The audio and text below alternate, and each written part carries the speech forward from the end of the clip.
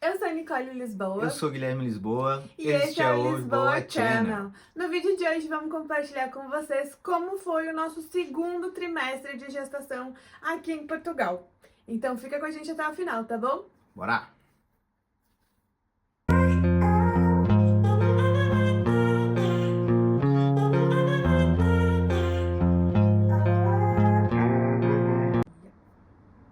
Vamos começar. Primeiras compras. O que a gente queria muito comprar era um berço Next to Me, aquele que fica grudadinho com a cama, mas que ele também fizesse o balanço, né? Que automático, de forma que a gente pudesse colocar ali, a Nicole pudesse dar a amamentação, botar o neném depois de fazer para rotar e deixar ele ali e o balanço fazer sozinho. E passamos um bocadinho de trabalho. Se vocês quiserem mais informações, vocês comentam aqui que a gente dá a seara. Tivemos que acionar compras internacionais aqui na Europa para poder conseguir tal feito. Então, comenta pra gente. Isso foi uma coisa que me deixou muito perplexa, porque o berço que eu queria tem no Brasil e Fácil, né? aqui não tinha. A gente procurou na Chico, procurou em todas essas lojas assim mais conhecidas e não tinha. Aí a gente pensou, oh, meu Deus, mandar trazer do Brasil não vale a pena, né? Muito longe, muito custoso. Mas conseguimos em um outro site aqui na União Europeia e chegou e acabou que nem saiu tão caro assim, não é? Foi ótimo. Mas fiquem atentos que tem muito golpe ali envolvido nisso. Muito vendedor ali, tem que olhar aquela nota de vendedor. Tem que ficar esperto hoje em dia na internet. É, a gente começou falando sobre isso porque foi a primeira coisa que a gente comprou logo com 4 meses. Mas, se vocês quiserem saber mais detalhado sobre o nosso enxoval, o que a gente comprou e aonde, comenta muito aqui que daí a gente vai fazer um vídeo mais específico para não ficar muito maçante. Até os 4 meses eu não tinha barriga nenhuma, então não era uma preocupação para mim cuidar das estrias e hidratar, apesar de todo mundo me avisar. Mas quando a gente não vê a barriga, a gente não vê o risco, certo? Então, uma coisa que eu comecei logo ali no quinto mês foi quando a barriguinha começou a crescer. Encontrei numa dica na internet de um creme anti-estrias e comecei a fazer. Tem gente que diz que não funciona, mas no meu caso, não sei se foi o creme ou se foi a genética, até o momento tem funcionado. Se vocês querem saber a dica, comenta aí também que eu já compartilho o nome do creme que eu passei. Então, a gente pegou a dica da internet e também comprou um creme de ureia que a gente sabe que é bom. No Brasil é bem caro e aqui é bem acessível. No próprio mercado vende bem barato. Então, a gente, na via das dúvidas, passou as duas coisas e tá funcionando. Uma coisa agora muito importante, a gente compartilha muitas alegrias com vocês, mas agora a gente precisa compartilhar uma coisa muito importante, que foi o quê? Nós sofremos violência obstétrica. Sim, é muito comum e pouco falado que a gestante, durante todo o processo de gestação, todos os exames de ultrassonografia, não se deve, em momento algum, bater na barriga da gestante para que o neném se vire, para qualquer que seja o motivo. E nós, inexperiente, primeira gestação, nós fomos num hospital privado. Pagamos caro. Pagamos pelo exame e sofremos violência obstétrica. Por que eu digo isso? No momento, eu fiquei tão chocada que eu não consegui reagir, me senti muito mal. Mas a médica precisou levantar da cadeira e bater com aquela coisa da ultrassonografia para o meu neném virar, porque o meu neném estava virado com o rostinho para as minhas costas e ela precisava fazer a medição necessária para ver se estava tudo ok. Eu entendo que o motivo era louvável, porque a gente precisa saber se a formação está de acordo. No entanto, no Brasil já é amplamente divulgado a contraindicação desse método de bater na barriga da gestante. Caso seja necessário, no Brasil é instruído que coma uma barrinha de chocolate, que caminhe um pouquinho e volte para repetir o exame. E não foi essa a orientação que nós tivemos aqui. Isso é uma coisa muito importante de ser falada, porque são práticas que nós gestantes precisamos ter consciência para saber nos defender. Eu não consegui reagir naquele momento e depois eu me senti muito mal por isso.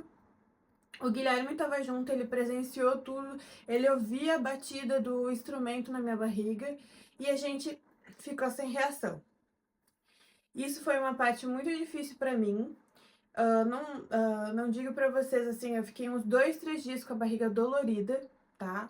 Mas a gente pensa assim, pelo menos não tinha nenhuma má formação, pelo menos sobrevivemos, só que nenhuma gestante merece passar por isso, certo? E a gente conversou com algumas pessoas comentando sobre isso, com outras grávidas, e é mais comum do que parece. Nós pagamos mais de 100 euros num hospital conhecido, num hospital particular, que a gente achou que ia ter um atendimento melhor e foi totalmente ao contrário. Além da violência obstétrica, a médica demorou, atrasou quase uma hora, estava a falar no telefone na frente de todos, falando, resolvendo um seguro, tentando negociar um seguro, e depois aí ficou com pressa, queria fazer tudo com pressa, descontando nas gestantes, além de tentar empurrar a venda de um vídeo de 4D. E a partir do momento que a gente disse que não queria o vídeo 4D, mudou totalmente a situação, né? O próprio atendimento já se tornou muito mais grosso, então foi uma experiência péssima, assim, nesse Foi sentido. uma péssima experiência.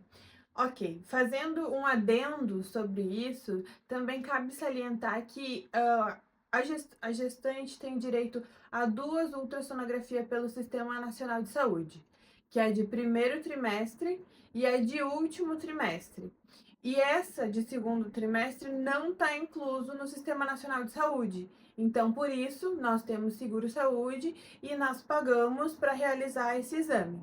Isso é uma informação muito importante para a mãezinha imigrante já ter ciência e separar esse dinheirinho, porque eu acho que é muito importante acompanhar ali pelo menos uma vez por trimestre fazer essa ecografia e que não é um valor muito barato, certo? E deixa uma segurança bem grande, né? Tu saber que o líquido tá bem, que o neném tá bem, então isso é muito importante mesmo. Outra coisa. Começamos no 5º mês as atividades preparatórias. Atividade física preparatória para o parto. Qual foi a escolhida? Pilates, essa mocinha que não estava gostando da academia, muito por aí, né? O Então, primeiro trimestre eu dormi demais, eu sentia muito sono. E eu não conseguia fazer atividade nenhuma. Caminhar pra mim era uma sofrência, andar de bicicleta era uma sofrência, tudo era uma sofrência. Mas o papaizão aqui entrou em ação e achou aqui na nossa cidade um Pilates especialista em gestante, que tinha toda a uma diferença. profissional especializada. Então fez toda a diferença, ajudou muito nas minhas dores, nas costas, no ciático. Foi tudo muito, muito bem preparado e muito bem acompanhado.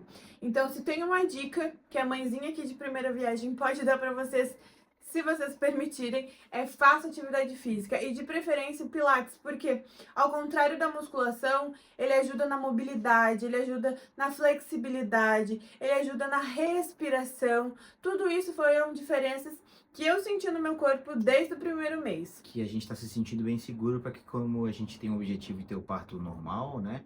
Seu parto natural, isso influencia muito, né? A própria respiração, para o controle da dor, alongamento, mobilidade. E a Nicole é uma grávida muito ativa, né? Ela tá conseguindo se levantar sozinha, pegar tudo no chão. Às vezes a gente fica até assustado que cai uma coisa no chão, ela baixa, pega, ela não tem dificuldade nenhuma, né, amor? Então, eu acho que a gente tem certeza que tem a ver com o Pilates, com a Aline lá do Pilates, que é tem a especialidade para atender as grávidas e faz toda a diferença, né? Tu tem um atendimento especializado.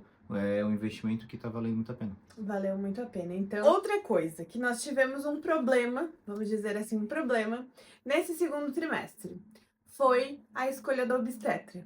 Por quê?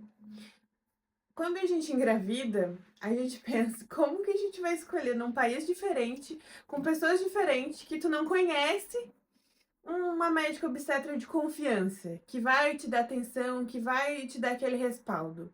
A gente, a princípio, recebeu uma dica logo no primeiro trimestre, quando foi fazer o exame de sangue, de uma enfermeira. Disse, olha, aqui no hospital tem uma obstetra muito boa, nananana, e a gente, a princípio, aceitou a dica e foi com ela. No entanto, a gente não se adaptou muito bem com ela, com a dinâmica das consultas. Então, o que a mãezinha que fez foi procurar grupos de mães, porque nada melhor de uma dica de uma mãe que já passou pelo que a gente está passando. E foi aí que nós tivemos a dica. Já vou deixar aqui também em caráter de dicas, se quiserem, né? A gente começou o atendimento na CUF do Porto, com a doutora Gabriela Namora, que foi super querida, super atenciosa, todas as E toda a consultas estrutura, tem sido uma estacionamento. bênção. E foi, então, nesse segundo trimestre, foi isso. A gente trocou a obstetra, teve essa questão do exame, trocou obstetra, iniciou as atividades físicas. Eu comecei também a aula de dança, que é uma coisa que eu gosto muito, que me faz muito bem. E ainda comprou o bercinho, Sim. comprou o trio, que é o carro, o carrinho, o bebê O ovo. conforto. É, o ovo, eles chamam o ovo aqui, é o bebê conforto, né? E o Moisés, que aqui eles chamam de coifa. Então, assim, foi muitas mudanças, não é? Então, além disso, também a gente comprou a espreguiçadeira automática, aquela elétrica, que faz Faz o balanço. balancinho do neném sozinho, aquela coisinha toda. Então, assim, tudo isso, se vocês quiserem saber mais detalhe, comenta aí. Porque por enquanto a gente só vai dando uma pincelada do que foi, uma resumida do que foi esse segundo trimestre. A gente também sofreu por uma situação aqui com uma desinformação, que no momento que a Nicole estava fazendo o exame de sangue para saber se ela tinha da curva glicêmica, se ela tinha diabetes gestacional ou não, uma enfermeira abençoada colocou, viu uma vista de olhos e falou: olha, está um pouco alto, pode ser que tu tenhas a diabetes gestacional. E pronto, a mãezinha aqui já entrou no modo fitness totalmente, exercício, dieta, whey, vitamina. A gente entrou no modo emagrecemos, porque tivemos que realmente controlar, fazer essa administração como se a Nicole já tivesse a diabetes gestacional. Foi essa a nossa ideia. Até que a gente tivesse essa confirmação, a gente ficaria desse modo, né? Então foram 2 semanas de labuta, mais ou menos. E o que aconteceu, amor, quando chegou o exame? Eu chorei horrores, porque logo na coleta ela falou assim: ih, mãezinha, acho que tá alta. Aquilo ali foi suficiente pro meu mundo desabar. Gestante de primeira viagem, querendo um parto normal, longe da mãe, longe da família, eu só vi o meu sonho desmoronar naquele momento, porque quem é gestante sabe que a diabetes gestacional é um fator de risco muito grande para quem quer um parto normal, não é? E pronto, eu fiquei desesperada, chorei muito. A enfermeira, acho que se arrependeu de ter falado isso pra mim, que ela me consolou muito, disse: não, não pode ser, pode ser que não seja nada.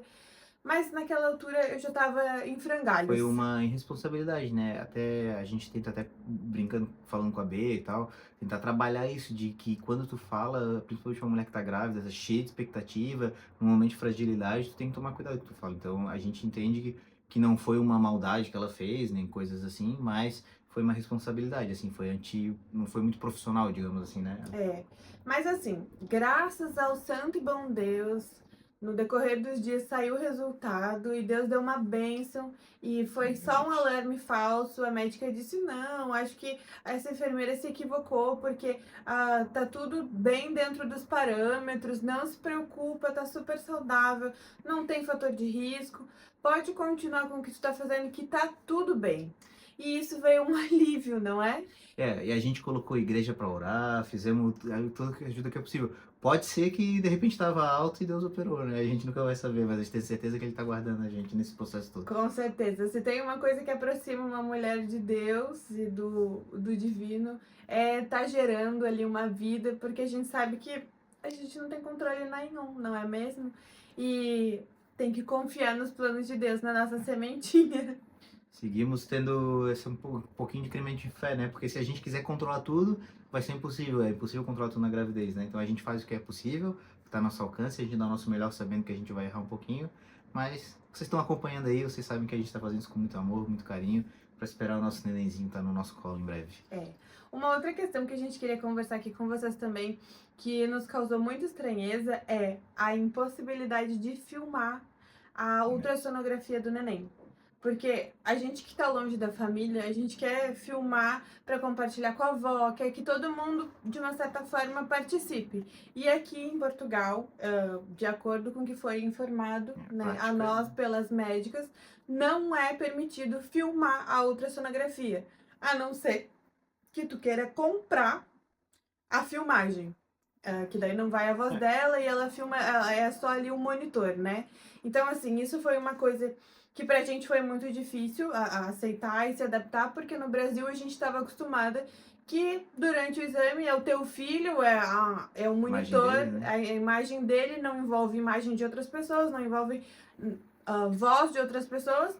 Então a gente poderia filmar, mas aqui não é permitido. Então já fica aí o alerta para mãezinha É, imigrante. porque a lei aqui diz que tu não pode filmar um profissional exercendo, né? Tu não pode, sem a permissão dele, tu não pode estar gravando o profissional.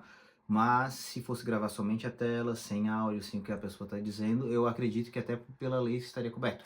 Mas na prática não é o que acontece. E se você sabe mais sobre isso, se realmente a gente teria esse direito ou não, comenta aí pra gente. Eu acho que é uma coisa que a gente devia ter buscado mais informação e ter praticado mais, sabe? Exigido mais esse direito.